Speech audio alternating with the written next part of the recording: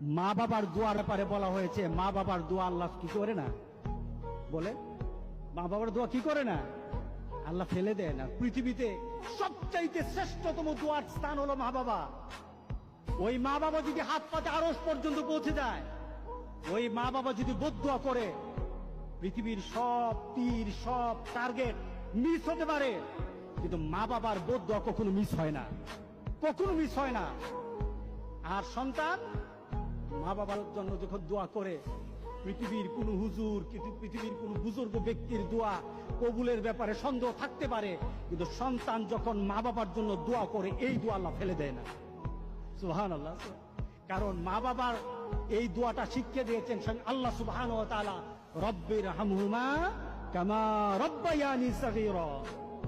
আপনি কবরে থাকবেন, আপনি প্রত্যেক নামাজে আপনার সন্তান দোয়া করবে আপনার জন্য, রব্বির হামহুমা কামা